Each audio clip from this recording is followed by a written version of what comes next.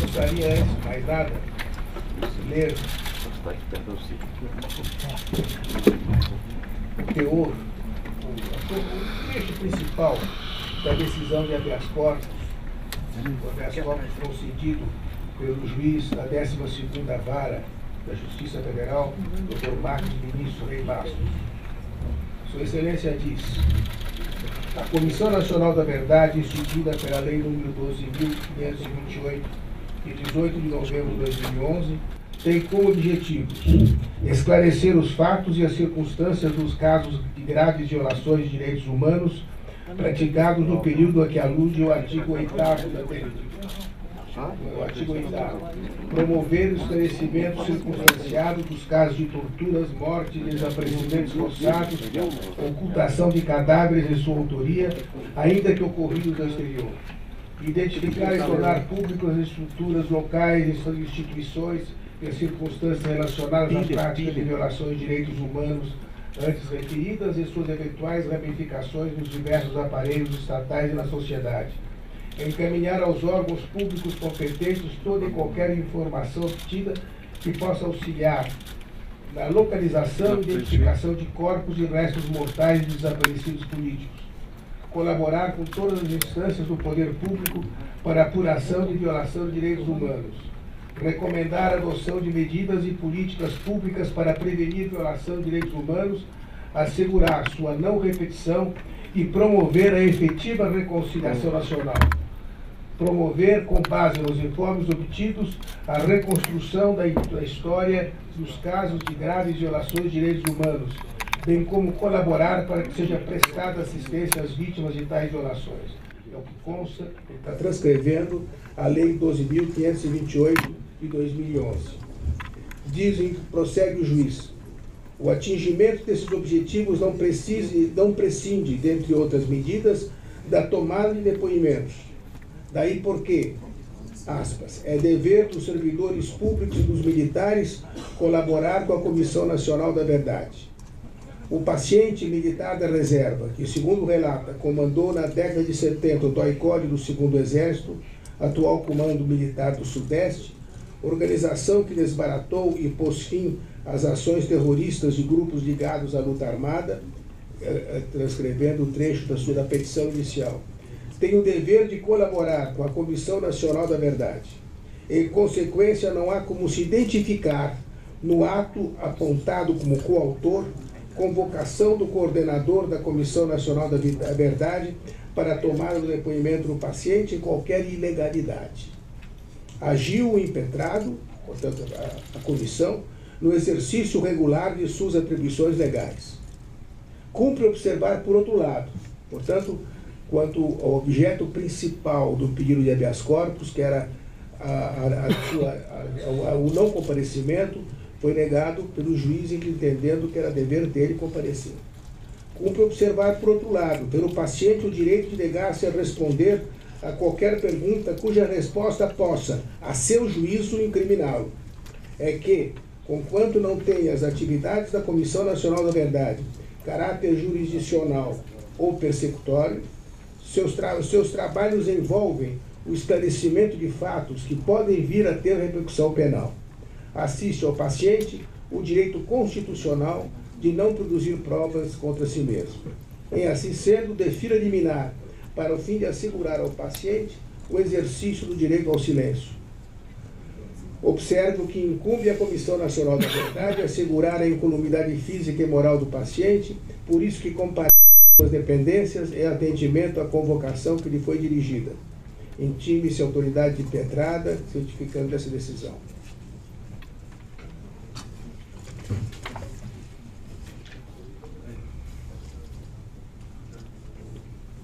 Dito isto, passo,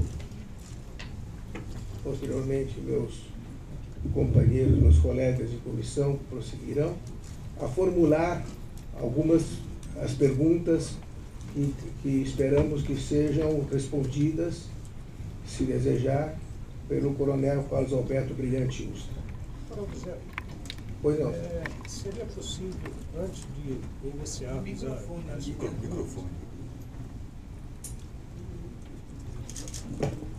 seria possível, antes de iniciarmos as perguntas, o coronel se manifestar a respeito de uma situação geral, né, que ele vivenciou, e aí depois então passaríamos as perguntas. Perfeito. Muito obrigado. Muito rápido. Quero dizer aos senhores que na primeira quinzena de 1970, o terrorismo aumentava cada vez mais, principalmente no estado de São Paulo e no Rio de Janeiro. Os órgãos policiais, assim, surpreendidos, estavam despreparados para enfrentar as ações terroristas. Até mesmo em São Paulo, com a atuação da Operação Bandeirante, órgão subordinado ao 2º Exército, naquela época, e criada em 21 de agosto de 1969. Quando cheguei com o major, vindo da Escola de Estado-Maior, transferido para São Paulo, no início de 1970, os terroristas já haviam assaltado mais de 300 bancos e carros fortes, encaminhado mais de 300 militantes para cursos em Cuba e na China, cursos de terrorismo. Convém ressaltar que muitos desses militantes foram enviados para a China em pleno governo democrático de Jânio Quadros, em 1962, e já foram enviados, preparados para a guerrilha que se preparava no Brasil. Eles já haviam atacado quartéis e roubado armas. Tinham incendiado várias radiopatrulhas, explodindo dezenas de bombas, sendo a mais significativa a colocada no aeroporto de Guararapes, em Recife, que ocasionou 2 mortes e 13 feridos graves. Já tinham feito um atentado ao quartel-general do 2º Exército, onde morreu o soldado Mário Cosel Filho, e ficaram feridos 5 soldados e um coronel, além de causar grandes danos às instalações militares. Haviam assassinado 66 pessoas, sendo 20 policiais militares, 7 militares, 7 policiais civis, 10 guardas de segurança e 22 civis. E já haviam sequestrado 3 diplomatas estrangeiros. Em face disso tudo, portanto, muito antes do AI-5, parte disso tudo, desculpa, eu não sei o AI-5 quando foi. Em face disso tudo, o presidente da República elaborou uma diretriz de segurança interna que deu poderes aos generais comandantes militares de área para combater o terrorismo. Assim, cada exército ficou, que hoje é comandante militar de área, hoje é comandante do Sudeste, outro é comandante do Leste, cada área dessas, cada general de 4 estrelas, ficou responsável pelo combate ao terrorismo. E ainda fruto dessa diretriz do presidente da República, em cada comando de área foi criado um Conselho de Defesa Interna, um Centro de Operações de Defesa Interna e um Destacamento de Operações de Informações, DOI. Sendo esse DOI um órgão de informações e de combate às organizações terroristas. Eram os homens prontos para o combate, cumprindo ordens diretas do comandante do 2º Exército. Eu era um agente do Estado, comandante de uma unidade militar dentro da cadeia de comando. Durante o meu comando, nunca fui punido, nunca fui repreendido, recebi os melhores elogios da minha vida militar e recebi a mais alta condecoração outorgada pelo Exército Brasileiro em tempo de paz. A medalha do pacificador com palma cuja roseta estando aqui com muito orgulho. Isso só é distribuído àqueles que cumpriram com o seu dever com risco de vida, como foi não só o meu caso, mas como o caso da minha mulher e o caso das minhas filhas, que também tiveram risco de vida. Por tudo isso, eu recebi a mais alta condecoração concedida pelo Exército Brasileiro. E com muito orgulho, eu digo aos senhores que cumpri a minha missão. Portanto, eu creio que quem deve estar aqui não é o coronel Carlos Alberto Mirante-Ustra.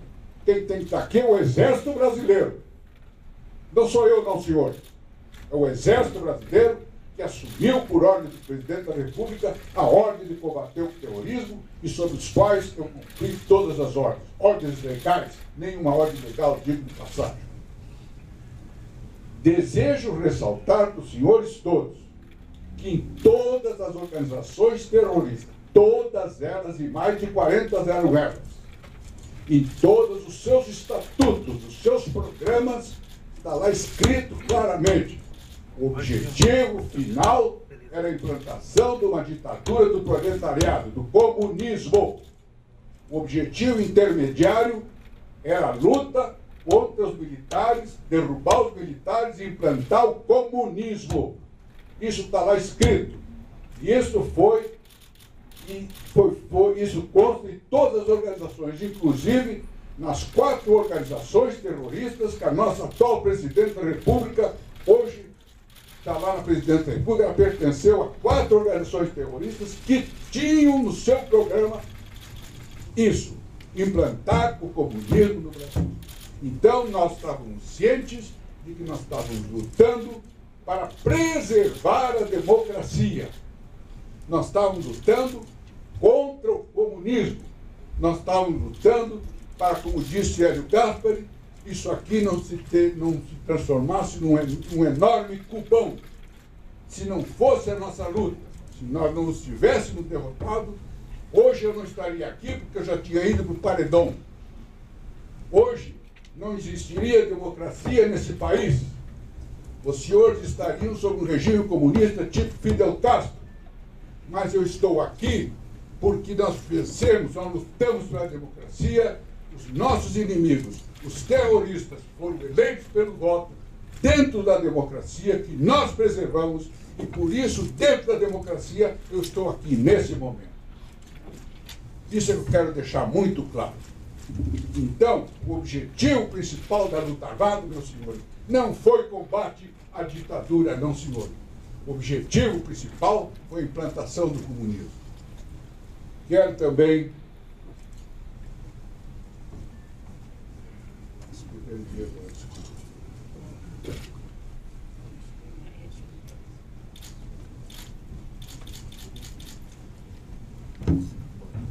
dizer para os senhores a título de cooperação, eu entreguei à Comissão da Verdade um livro com mais de 600 páginas, onde eu detalho tudo que está ali, como eram feitas as prisões, como eram feitos os inquéritos, como eram feitos tudo o que aconteceu, está ainda em 600 páginas.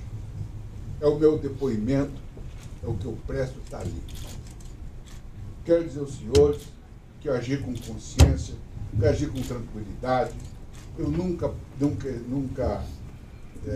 é que se diz, ocultei cadáver, eu nunca cometi assassinato, eu agi sempre dentro da lei e da ordem.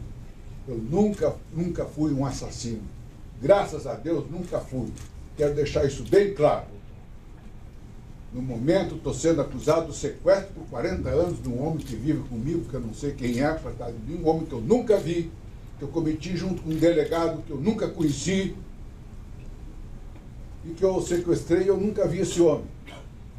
E esse homem está comigo há 40 anos, eu não sei onde ele está, mas estou sendo processado por ocultação de cadáver. Já são 5 ou 6 inquéritos atrás de mim, mas eu vou em frente. Eu vou em frente, nem que eu morra assim, mas eu não vou me entregar. Eu lutei e lutei. Tudo que eu tenho que declarar, meu senhor, está no meu livro. Tudo que eu tenho que declarar está lá escrito. Tudo que eu tenho que declarar eu já disse. Nesse momento, eu asseguro o meu direito de me manter calado, reforçado pela decisão do juiz da 12ª Vara Federal. Tenho dito.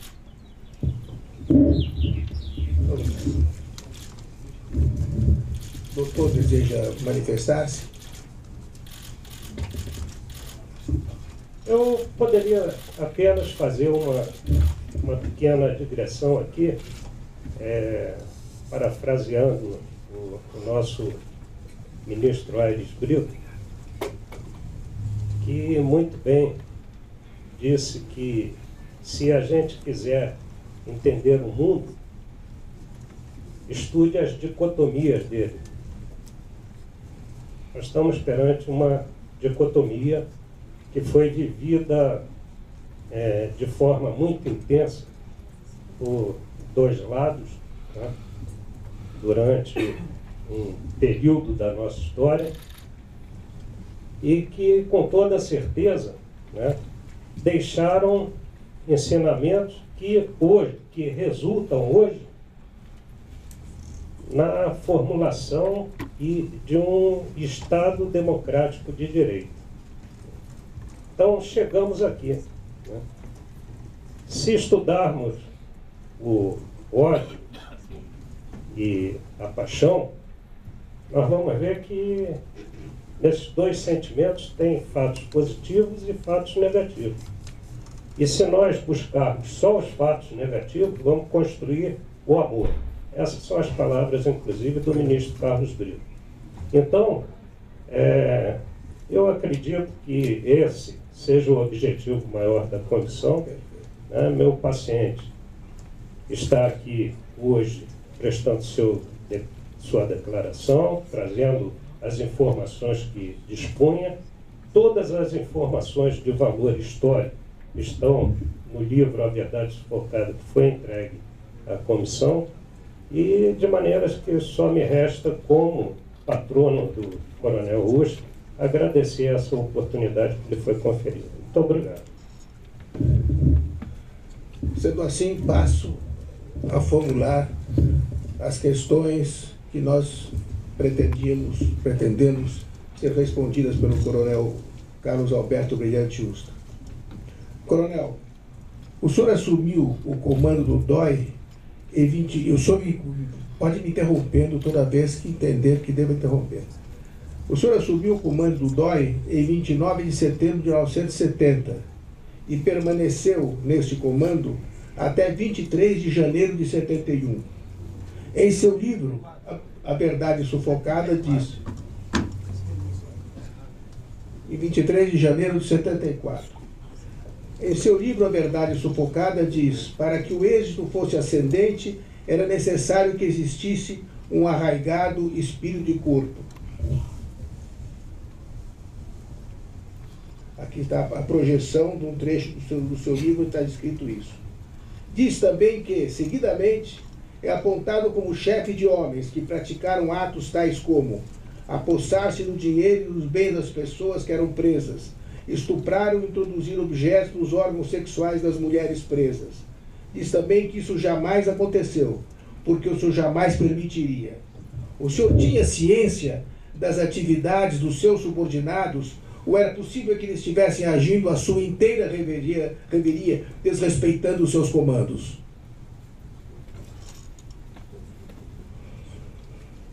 O chefe, o comandante é o responsável por tudo que a sua tropa faz ou deixa de fazer. Eu era o comandante da unidade. Nunca aconteceu isso. É mentira. Nunca, nunca, nunca ninguém foi estuprado lá dentro daquele órgão. Eu digo isso em nome de Deus. É verdade que eu estou falando. Segunda questão. O senhor diz no livro A Verdade Sufocada que jamais permitiu tortura de parentes de presos. Diz também que corrupção, suborno, achaque e proteção a contraventores eram crimes que jamais o senhor admitiria. A tortura dos próprios presos o senhor admitiu?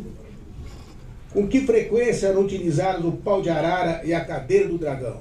O que era a cadeira do dragão? O que é o pau de arara? Está tudo escrito no meu livro, então vou responder. Terceira questão. O senhor disse que os achaques não eram permitidos. Por isso expulsou do DOI o Eurípides, conhecido por marinheiro, logo após ele ter pedido dinheiro da família Kuczynski para divulgar informações do paradeiro de Ana Rosa. Por que então arrumou um emprego para ele no DR, após esse episódio? Se isso for verdade, ainda mantém contato com Irineu Albuquerque, irmão de Eurípides, o Márcio, da investigação? Desconheço esse fato de alguém que roubou lá, que eu intercedi, eu desconheço totalmente esse fato, sem fundado. Conheço Irineu, sim senhor. Mas não sei se ele roubou nada lá, nunca ouvi falar nisso, não.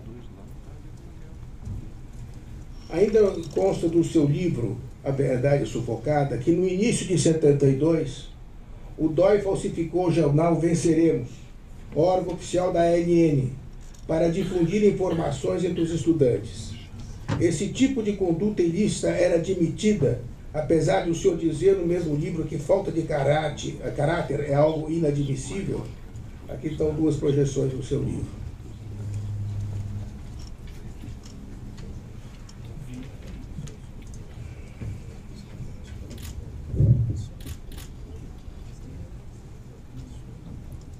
Está no meu livro? Se está no meu livro, é a verdade. A quinta pergunta, que tem umas projeções de algumas fotos, não sei se está dando para o coronel enxergar daqui. No episódio de falsificação do jornal, é citada a versão oficial da morte de Hiroaki Torigoi, em tiroteio com a polícia. O senhor diz que tudo o que saiu no jornal era verdadeiro, mas como explicar que, primeiro, há uma versão de tiroteio no bairro da Santa Cecília, outra versão de tiroteio no estado de Goiás, e ambas sendo incompatíveis com as fotos localizadas do DOP São Paulo, em que são visíveis múltiplas lesões na face e no tórax, sendo que o braço em posição anômala denuncia ter sofrido tortura, e a mandíbula muito inchada igualmente indica fratura, além de existirem escoriações e cortes provavelmente produzidos por fato.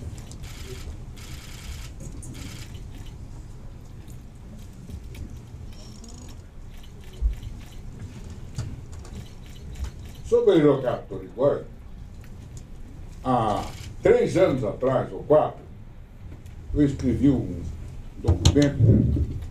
Atenção, vem aí a exploração de mais um desaparecido, de mais um moçado. Esse moço, Hiroaki Torigoi, morreu em combate, não me lembro mais do lugar. Está escrito no livro, no lugar onde escreveu. Essa história de Goiás eu não estou sabendo. Ele morreu lá, no dia que morreu, no dia seguinte, os jornais publicaram o fato publicaram a foto dele, publicaram o documento que ele usava, falso na época, e disseram lá, como está dito, ele usava o nome de Massafume, um nome lá, não era o Uruactório, nome falso. O senhor sabe o seguinte, naquela época, quando morria um terrorista, ele usava um nome falso como esse aí usava. Por lei, nós éramos obrigados a declarar se a identidade dele, digital dele, e a identidade que ele portava era uma identidade oficial, tirada em cartório, aquilo era oficial. Então a gente tinha que enterrar ele com aquele nome, embora sabendo que era Uriaque Torigói, como está escrito no jornal. Ele é Uriaque Torigói, mas está sendo enterrado com esse nome. Ele ia enterrado com esse nome, constava no livro que era esse nome, e, ao mesmo tempo, os órgãos nossos da polícia ficavam procurando nos órgãos de informações as impressões digitais para que fosse declarada a verdadeira identidade dele. Só a justiça podia fazer isso. Teve um que mudou o nome, eu não me lembro agora o nome, levou vários anos, entrou na justiça, quis voltar ao nome verdadeiro, a justiça não conseguiu, só essa comissão aí que dá indenização, que depois mudou o nome dele. Então isso acontecia. Então ele, estou sendo acusado agora, mais um processo contra mim, por ocultação de cadáver. Então eu ocultei esse homem porque ele não foi enterrado com o nome de Uriaque Torigói. E a lei mandava que era o contrário. E eu estou sendo processado pelos 8 procuradores. Então, a versão do meu livro é essa aí. Negócio de Goiás, história que eu desconheço. Tudo foi feito, houve tiroteio, um dos piores terroristas que tinha na época. Um dos mais violentos que tinha. É comum que haja diversas versões oficiais para uma mesma morte? A que isso se deve? Competição entre os órgãos de segurança ou desorganização do DOI?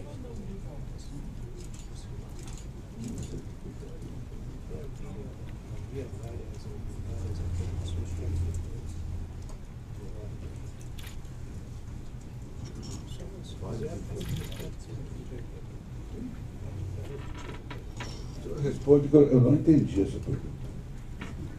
É comum que haja diversas versões oficiais para uma mesma morte? A que isso se deve? Porque há vários casos em que existem versões conflitantes entre os órgãos de segurança, ou então em razão de confusão interna do DOI. Isso aí várias versões, não existia, não sei. A gente tinha a versão oficial, a nossa. Agora, se existia um outro, não sei. A 7ª pergunta. A preocupação com a multiplicação de versões oficiais levou o DOI a fazer uma apostila operacional tratando de casos reais? O senhor tem conhecimento desta apostila? Em qual dos setores era elaborada essa apostila? Aqui eu tenho uma parte dela que, se o senhor quiser examinar.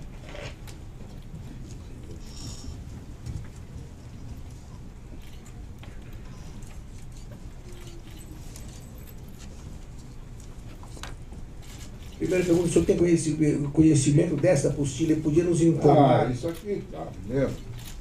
Olha, eu queria dizer que não ia responder uma pergunta, eu vou responder isso aqui, essa pergunta que eu me desculpe, é tão significante responder. O que é isso aqui? Eu, quando saí do destacamento de operações, eu fui nomeado para ser chefe da seção de operações da Escola Nacional de Informações. O que eu fiz? Eu peguei dados reais da época, que existiam, transformei, mudei nomes e tudo, e transformei e mostrei em slides para os meus alunos como é que se estourava um aparelho, como é que morreu um problema, mas não dizia os nomes. Eu criei aqui uma apostila com um exemplo para dar casos reais que tinham acontecido, com um exemplo, como aula. Isso foi feito realmente. Meu objetivo era instruir as pessoas dos fatos reais que se viviam, que nós não sabíamos, isso era tudo novo para nós. Então esses acontecimentos, todo de aparelho aqui, morte lá, cobertura de ponto aqui, fugiu preso, qual foram as falhas, qual foram isso, eu pegava aquele caso real, mostrava. Isso foi assim, foi assado, aconteceu errado por causa disso, aconteceu certo por causa disso, sem citar nome, sem citar nada. Verdadeiro, sim. Dava aula para isso, sim, verdade.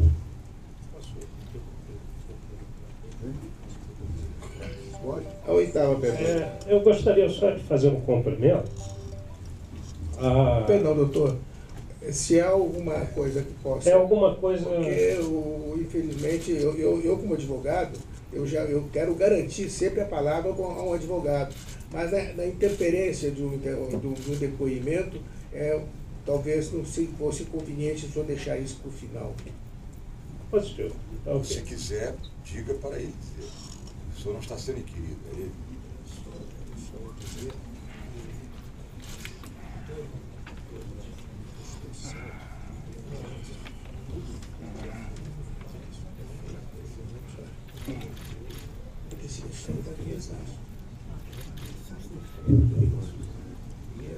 O advogado está falando, é verdade, que no Exército todas as instruções nossas são baseadas, de preferência, em casos reais vividos em outros países e outros casos. É perfeitamente normal que isso aconteça. Oitava pergunta. Voltando ao livro A Verdade Sufocada, o senhor diz que jamais seus homens se apossaram de dinheiro e de bens das pessoas que eram presas. Por que então houve a preocupação de colocar na apostila como instrução operacional que não era permitido guardar souvenir, essa está entre aspas, quando do estouro de algum aparelho? Poderia algum cara lá ser surpreendido, ser tentado a fazer. Nós nunca roubamos nada, nunca pegamos nada. Poderia. Isso é souvenir, não estou roubando. Não alerta só isso, absolutamente. A nona pergunta. O DOI de São Paulo possuía quantos centros clandestinos de prisão? Senhor? O DOI de São Paulo possuía centros clandestinos de prisão e tortura? Não, nunca teve centro clandestino sob tortura. Nunca teve. Se alguém disser que teve, eu não tive conhecimento e nem um subordinado meu que eu saiba disso. Há uma acusação infundada, mentirosa, sobre a Fazenda 31 de Março, do senhor Fagundes. Reviraram a fazenda do homem toda, atrás de cadáver, não encontraram nada, não tinha nada. Era um pobre coitado lá que tinha 3 caminhões que fazia transporte para Telesp, e inventaram isso porque ele teve a coragem de botar o nome 31 de Março no sítio dele. Segundo essa apostila, cada turma tinha a obrigação de conduzir na viatura óculos escuros, entre aspas, óculos escuros pintados de preto, ajustados ao rosto, para impedir que fossem vistos pelo militante preso. Isso é verdade? Olha, doutor, tudo isso está no meu livro. Eu agora vou... Isso está na apostila. Está na apostila, está no livro, eu vou exercer o direito meu de me manter calado. Agora não vou mais falar nada. Bom, a 10ª pergunta. Um exemplo de diversas versões para uma mesma morte ocorre no caso, por exemplo, de Frederico Eduardo Mair. É a pergunta 10ª. A apostila do DOI relata uma das versões oficiais de que ele teria sido morto em um tiroteio na Vila Paulista, que apresentam 2 projeções do trecho da apostila. Seu exame necroscópico diz que teria falecido ao travar tiroteio com órgãos de segurança, às 10 horas e 24 de fevereiro de 72, na rua Pero Correia, Jardim da Glória. Aqui é a projeção da certidão de óbito e o laudo do exame necroscópico. Há, no entanto, documentos que comprovam que em 1972 ele teve suas informações datiloscópicas coletadas no DOPS de São Paulo, havendo inclusive a sua assinatura no verso. Ou seja, a prisão pelo DOI teve desdobramentos com ele ainda vivo e os senhores não souberam elaborar uma versão única para os fatos? É uma indagação. E o senhor pode esclarecer se o senhor desejar.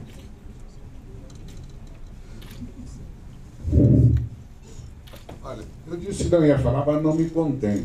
Esse rapaz aí, quando foi morto nessa rua, foi atropelado, ele estava num ponto, foi atropelado por um caminhão, um motorista, que eu nem sei quando foi depor no DOPS, foi depor em tudo lá. E agora vem dizer isso aí, eu não tenho mais nada, eu só tenho que dizer, ele morreu lá, ficou lá, foi posto no caminhão. A gente ia contratar um caminhão com um motorista, que a gente não sabe quem é, para matar e fugir dali. Aí não é possível, isso não tem coincidência nenhuma. E outra coisa, queriam que a gente fizesse perícia ali na hora. Como é que a gente ia fazer perícia? O ponto que eu não era coberto, eles vinham com uma turma de cobertura, homens meus foram fuzilados quando estavam guardando o corpo para fazer a perícia. Daí veio a ordem, não se faz mais perícia porque nós estamos morrendo. Vinha a equipe de segurança deles, que davam cobertura no ponto e nos fuzilavam. Então a ordem era essa: morreu, retira o corpo, leva para o DOI e chama o Instituto Médico Legal. Isso é que era feito. Agora, esse moço aí foi morto por um caminhão às 10 da manhã, todo mundo viu, meu Deus do céu. O caminhão foi lá depois o motorista, não tinha nada conosco, não tinha nada com o DOI, eu acho que era lá de Santo André, de São Bernardo, não sei de onde. Como é que a gente ia fazer uma coisa dessa, depoimento daqui, depoimento dali? Isso não corresponde à verdade. Eu abro esse homem, eu não vou mais responder mais. Chega. Essa é a primeira pergunta. A decisão de matar Frederico partiu do senhor? Como o senhor se sentiu ao comparecer à sala de tortura para dizer a Frederico que era melhor ele colaborar e quando recebeu dele um chute ao dar as costas para sair? Esse fato é verdadeiro? Eu respondo. Pois não. Eu direito não Décima segunda pergunta. Chega. Por que... Chega não, eu parei as perguntas, o senhor não precisa responder. Não vou. Por que há tantas versões de horário para a morte de Elber José Gomes Goulart, que foi preso pelo DOI em julho de 73? Tem uma projeção das fotos de Elber vivo e morto. O corpo deu entrada no necrotério às 8 horas e 16 de julho de 73. Projeção do documento. A certidão de óbito diz que a morte se deu às 16 horas de 16 de julho de 73. Projeção da certidão de óbito. A Folha da Tarde, a informação 2006 do DOPS, diz que ele morreu às 11h13, às 11h30 e 16 de julho de 73, em confronto com a polícia. Todas as versões são falsas? Elber está mesmo vivo nas fotos analisadas pelo perito Césio DNB, que disse perante a Comissão Especial de Mortos e Desaparecidos que os vincos marcando a testa, demonstrando dor, são incompatíveis com o rosto de um cadáver. E aqui aparece a foto do cadáver. O senhor não vai responder. A 13ª. A prisão de Antônio Carlos Bicário Lana e Sônia Maria Lopes de Moraes Ângelo, Jones, conforme já amplamente confirmado em outras tomadas de depoimento pela CNV, ocorreu em São Vicente, no litoral paulista, com a ajuda de informantes do DOI. Depois disso, para onde o casal foi levado? O coronel Robert Lopes da Costa, ex-comandante do DOI de Brasília e amigo do senhor, era primo do pai de Sônia. O pai de Sônia, por sua vez, era tenente-coronel da reserva do Exército. Robert contou que, depois de presa, ela foi mandada do DOI de São Paulo para o DOI do Rio de Janeiro, onde teria sido torturada e estuprada com um cacetete, e depois devolvida ao DOI de São Paulo. Antônio Carlos assistiu a esse suplício? Se não, para qual centro clandestino ela foi mandada entre a prisão e a morte no falso tiroteio? E Sônia esteve em qual centro clandestino? Olha, eu vou dizer uma coisa para o senhor, isso tudo é mentira. Eu estava de férias já nessa época, não foi mandada para São Paulo, para Rio de Janeiro, coisa nenhuma.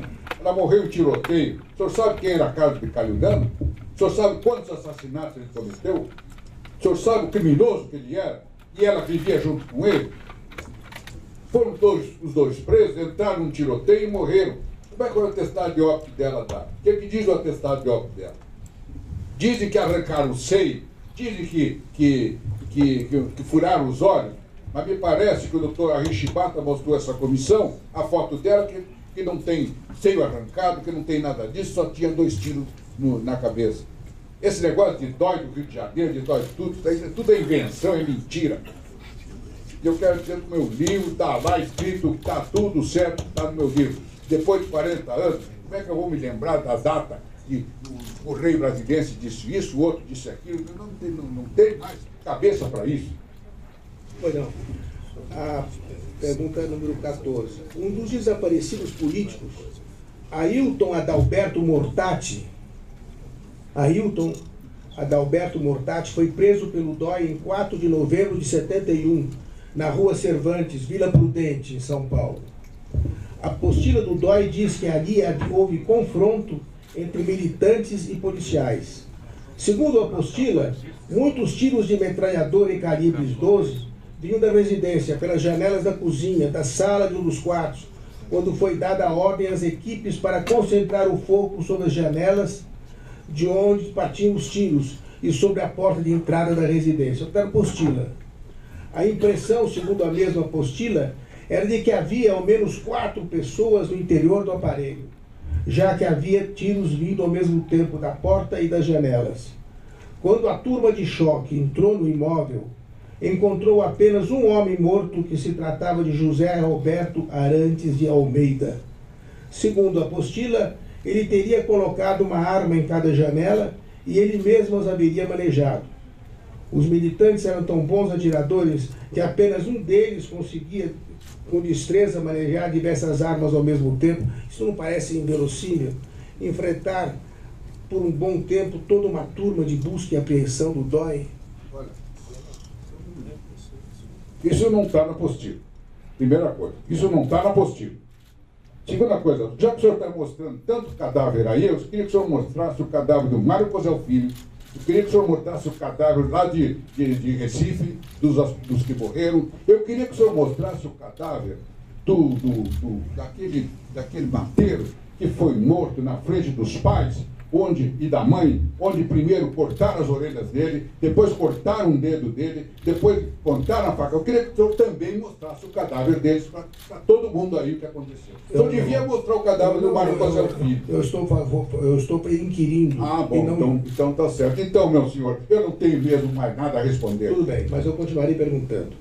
E se José Roberto foi encontrado morto dentro do imóvel, por que o seu corpo somente foi recolhido para a necropsia 24 horas depois no pátio do DOI? E se morreu em tiroteio, como diz o laudo, com 2 tiros na parte média da região frontal, por que a foto não mostra os 2 ferimentos na cabeça? Não vai responder. Não, senhor.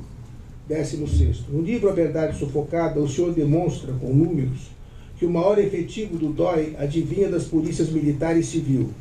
Como exemplo, nessa passagem, o senhor cita 18 homens do Exército, 72 homens da Polícia Militar e 20 da Polícia Civil, no estado de São Paulo.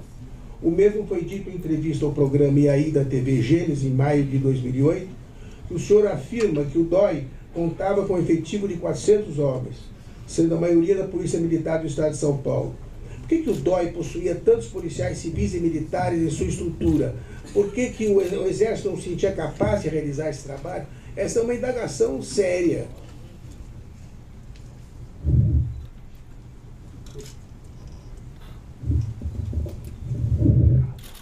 Só pergunte ao comandante do Exército por quê.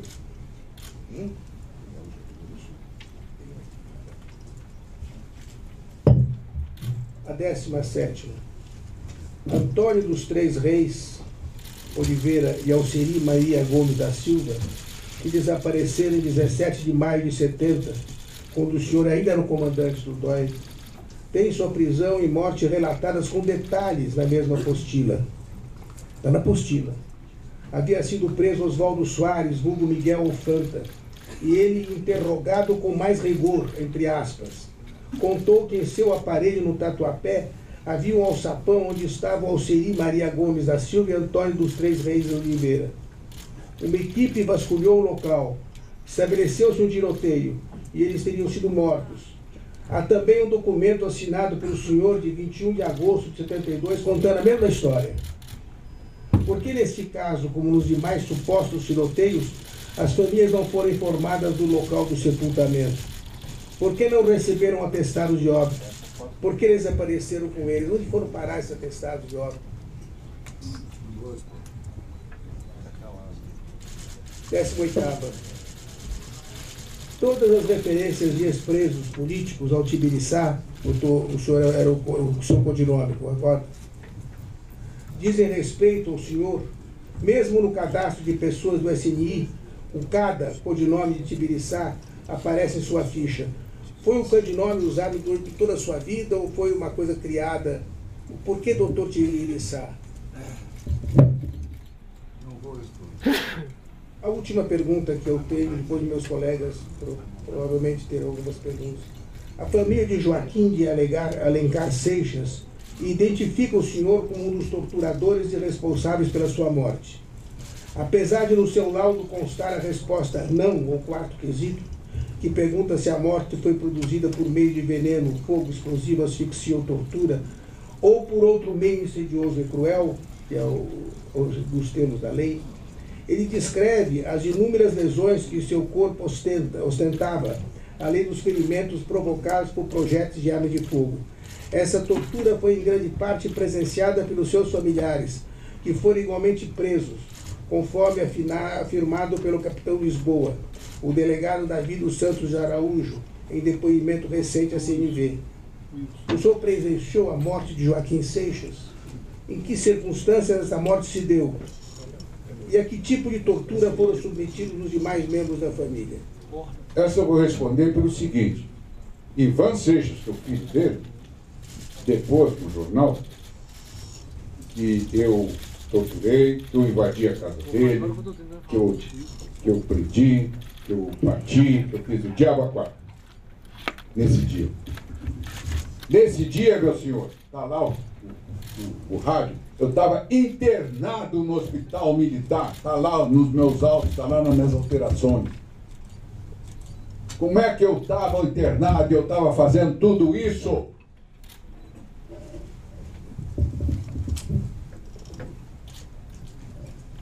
Coronel Augusto, o senhor nos diz, e se nega a responder a maioria das perguntas, sobre o fundamento de que está tudo no seu livro. Certo. Mas eu vou lhe mostrar agora uma documentação que, por certo, não está no seu livro. Pois não. E gostaria, então, que o senhor, se desfazendo deste escudo, me respondesse ao que eu vou lhe mostrar documentalmente. Em primeiro lugar, esta documentação... O senhor está me ouvindo bem, coronel? O senhor está me ouvindo bem?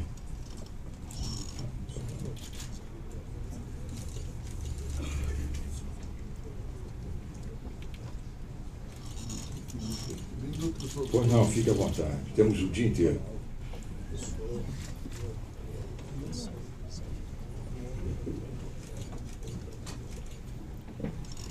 Então, coronel, desfazendo a sua tese jurídica, e, portanto, ansioso por ouvir sua resposta a respeito daqui, eu tenho diante um documento confidencial.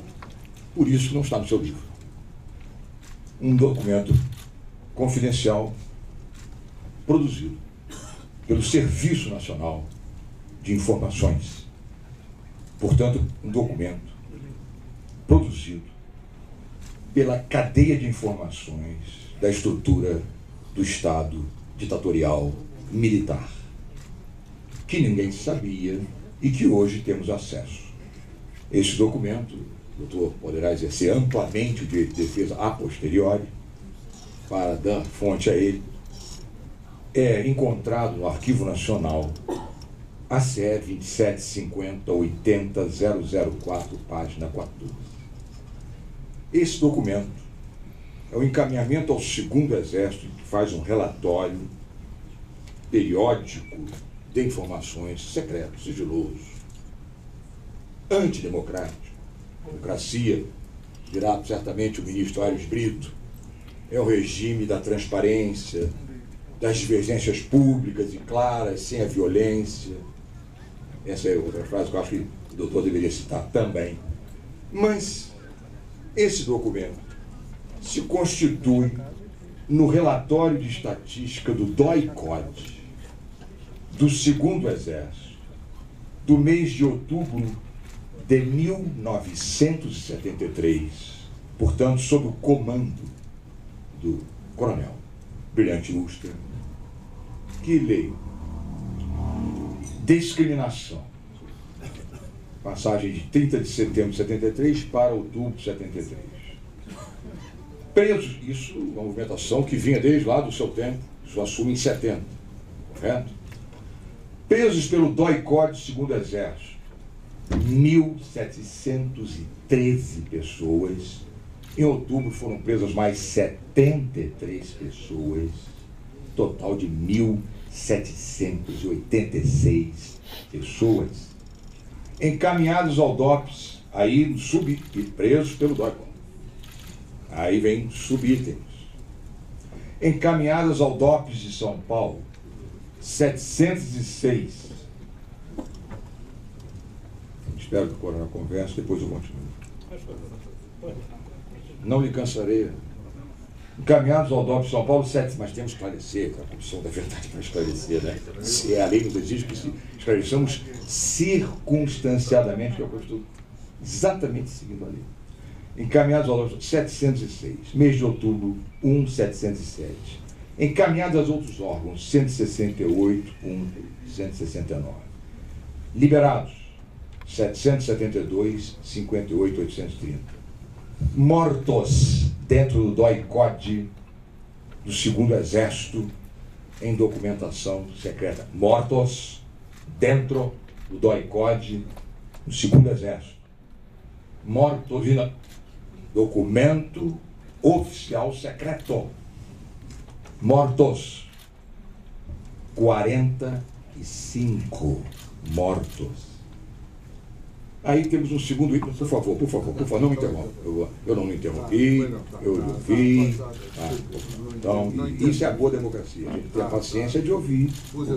Exatamente. Vamos aprender sempre a vivê-la, que é o melhor de todos os regimes. Recebidos de outros órgãos é o segundo item. DOPS recebe. Isso está vindo, né, o período todo do nosso comandante.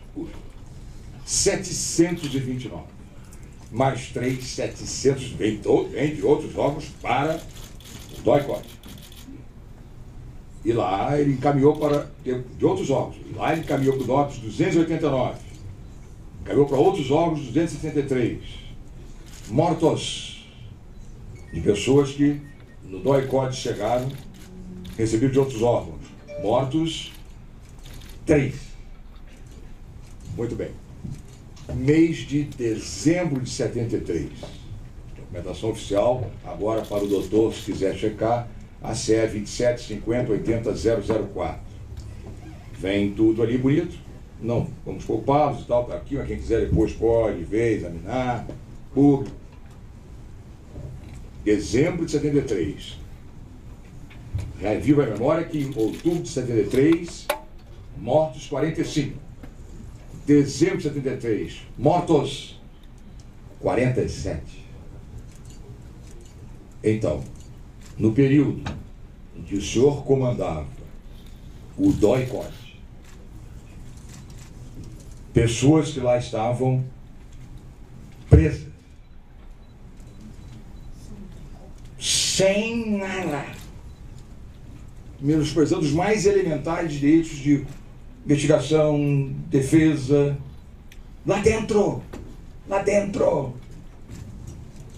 50 brasileiras e brasileiros foram mortos por divergir.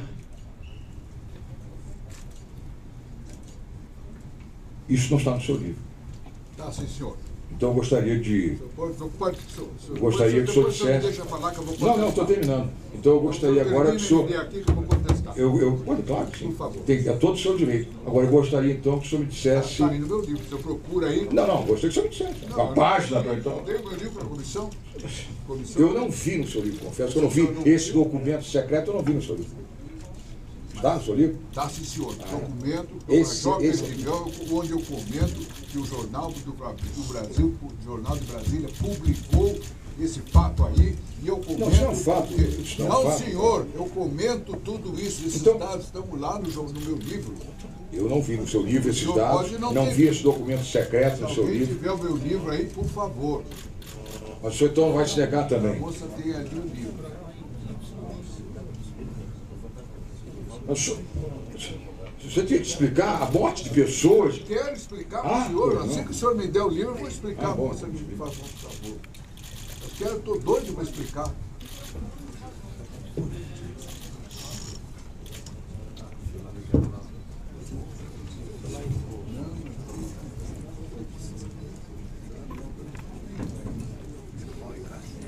Posso falar? Pode. Bom, então, a respeito desse famoso documento encontrado, na página 299, aqui acho que é da primeira edição ainda do meu livro, o título, Setor de Operações de Informações, pleito de gratidão, meu subcomandante. Venho falando, só vou entrar aqui agora. O relatório periódico de informações do 2º Exército, datado de setembro de 75, que todo o mês nós fazíamos um relatório e enviávamos ao 2º Exército. Esse é um dos relatórios. Então, o relatório periódico de informações do 2º Exército, datado de setembro de 75, um documento confidencial, publicado pelo Correio Brasiliense de 17 de outubro de 2004, apresentava o seguinte: relatório de estatísticas do DOI-COR do 2º Exército até 30 de setembro de 1975. Presos pelo DOI, 2.381. Encaminhados ao DOPS de São Paulo, 870. Encaminhados a outros órgãos, 193. Liberados, 1.261. Mortos, não é mortos dentro do DOI-COR, como o senhor disse. Mortos, é diferente. Não é mortos dentro do DOI-COR. Vamos continuar, o senhor não me interrompa. Mortos, 47. Enviados para outros órgãos, 1. Recebidos de outros órgãos, 899. Encaminhados ao DOPS de São Paulo, 341. Encaminhados a outros órgãos, 220. Liberados 2, mortos 3. Elementos que prestaram informações e foram liberados, 3.419. Dados estatísticos acima constam do número de mortos, 47 mais 3 igual a 50. A imprensa, em manchetes, publicou. Agora prestem atenção, meus senhores.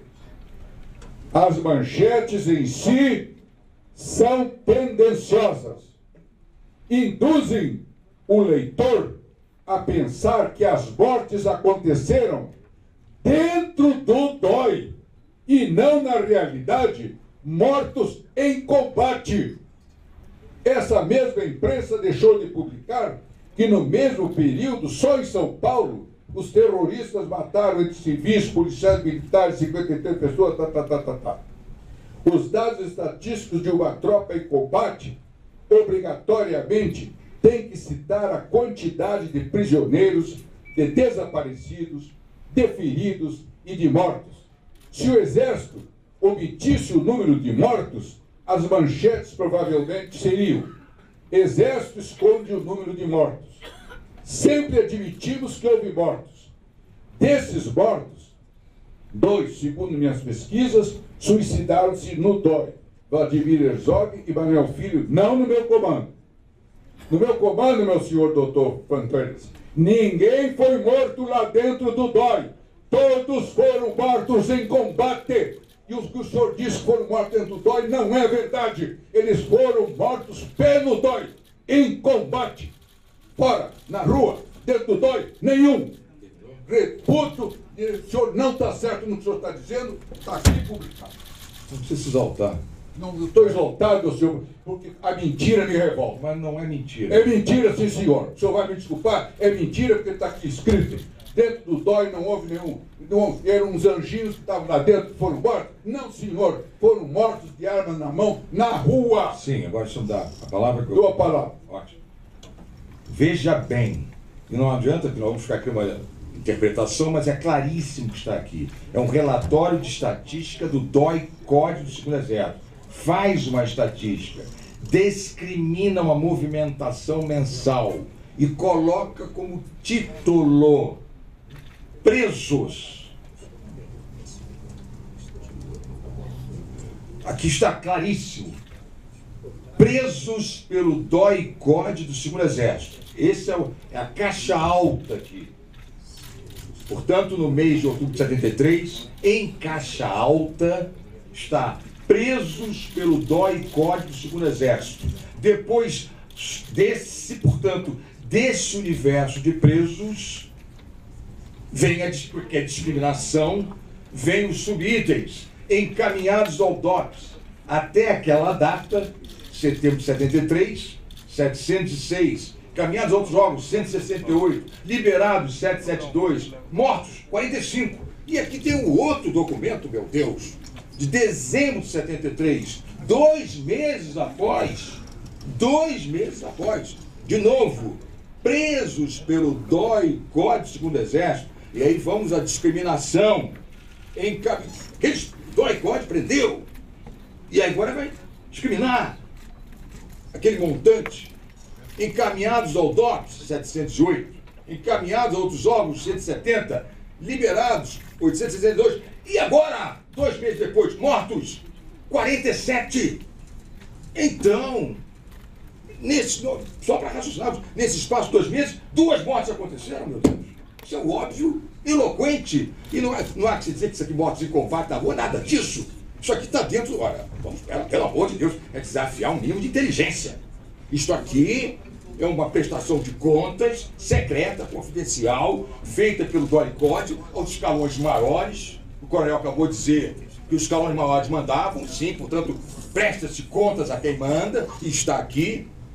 Isso é a prestação de contas da movimentação ao Segundo Exército, e, claramente, presos pelo DOI-CODE pelo Exército, e vem os subitens. E nos subitens há mortos. Então foram mortos dentro do DOI-CODE do Segundo Exército, sem a menor dúvida. Eu não sei se o senhor está aqui para o senhor entender o que está escrito aí, ou se o senhor está aqui para me acusar. Não estou lhe acusando que não Eu sou eu só quero dizer o seguinte. Eu não sou. Um momento. Não, agora a palavra é minha. O senhor está me O senhor perguntando. falou, O senhor me perguntou se eu estou aqui para lhe acusar, eu tenho que responder. Foi pergunta. Tá, então responda. Se alguém me pergunta, eu devo responder. Não, Não. eu não tenho atribuições nem acusatórias nem judiciais. Agora, diante de fato concreto, eu pedi então, o seu esclarecimento.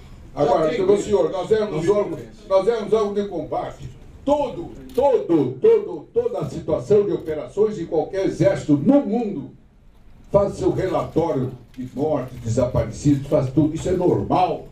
Isso é normal. Nós éramos órgãos de combate.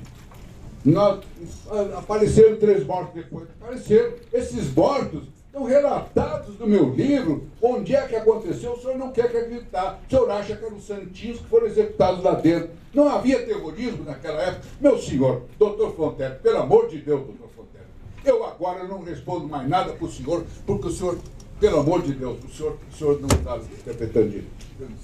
Presos pelo DOI-CODE. Mortos, presos, mortos. Claríssimo, é claríssimo. Pergunta: Gilberto Natalini, o senhor sabe quem é? Então vai responder. Como é, Gilberto Natalini. Não sabe. Foi o quê? Não, vou chegar agora aqui. Esfaqueado? Não, que esfaqueado. Que isso? Calma. Não. Veja bem, Gilberto Natalini aqui depois, e disse que em meados de 1972 foi preso. Depois de interrogado, o senhor está conseguindo ouvir? Depois de interrogado, o senhor o liberou, por ter constatado que ele em si não estava ligado a nenhum movimento de esquerda, ele só tinha um jornal da Molico, e então o senhor falou para os seus homens o acompanhar até a sua residência, porque, segundo ele, lá existiam outros jornais do Molico. Lá chegando, não tinham os jornais do Molico, a avó dele disse aos seus comandados que um grupo de rapazes tinha tirado os jornais de lá. Então, naquele instante, Gilberto Natalini diz que ele já sofre algumas agressões dos seus comandados e depois é preso e volta à sua presença. Gilberto Natalini diz, então, que o senhor bate pessoalmente nele, o despe, o põe de pé numa poça d'água, porque ele mentira diante do senhor no primeiro momento, pé numa poça d'água, bate-o com vara, a sua equipe, Albernaz Tomé, padre, capitão, Pis, lhe aplica os choques elétricos e o senhor obriga a declarar poesias, que ele escrevia poesias. O que o senhor diz desse fato? Eu não vou responder pelo seguinte fato. Eu mandei uma carta aberta para o senhor Gilberto Natalini para responder várias perguntas sobre isso, quando foi preso, quando não foi preso. Até hoje estou esperando a resposta dele e ele nunca me respondeu. Não tenho nada a responder. Então, já quem sabe para clarear, o senhor não se negaria a fazer uma cariação com ele, diante da Comissão Nacional da Verdade? Não faço a cariação com esse terrorista. Não faço! Sou terrorista, viu, coronel? Terrorista é o senhor, Não. terrorista é o senhor. O senhor é terrorista. Eu não sou terrorista. Eu sou brasileiro de lei. O senhor é procurador terrorista. O senhor é. Por favor. Como é que eu sou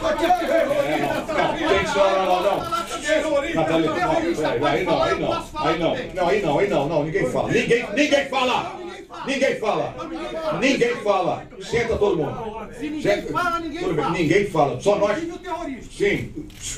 Não adjetiva, Natalini. Acabou. Pode falar ou não pode falar? Eu estou falando e ninguém fala. Acabou. Quer sentar, Natalini? Quer ficar sentado? E acabou. Querem ficar sentados? Aqui só nós falamos e o coronel e o seu advogado. Ninguém mais fala. Senão eu pedirei aos agentes da Federal que normalmente os retirem de sala. E eu não quero fazer isso. Muito bem. Nós temos um compromisso de manter o equilíbrio dessa sessão. Claro. Esse é o nosso grande aprendizado. Quer aprender isso? Tem que ver, esse é o grande aprendizado. Muito bem. Bom, o senhor se negou, né? Tá bem. E se negou a cariação também. Muito bem. De minha parte, eu estou satisfeito.